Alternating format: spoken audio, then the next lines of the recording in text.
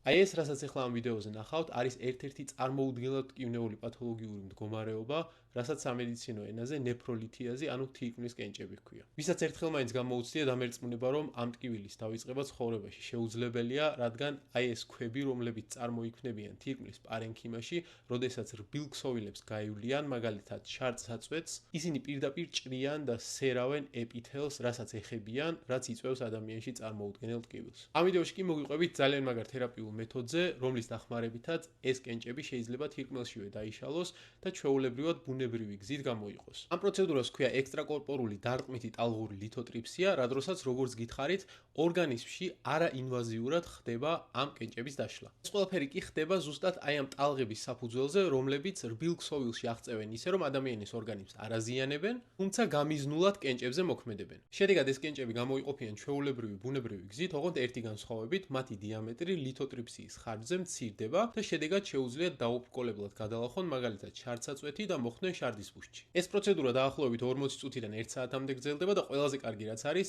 აქ ადამიანს არ ჭირდება ზოგადი ანესთეზია, უბრალოდ მცირე გაუტკივარების ფონზეც შესაძლებელია ამ პროცედურის ჩატარება და რაც ყველაზე მთავარია, ეს ყველაფერი შესაძლებელია ერთი ამბულატორიული ვიზიტის ფარგლებში დამთავრდეს. შესაბამისად, პაციენტებისთვისაც პროცედურის შემდეგი პერიოდი არის გაცილებით უფრო მარტივი გადასატანი, ვიდრე მაგალითად ოპერატიული ჩარევისას.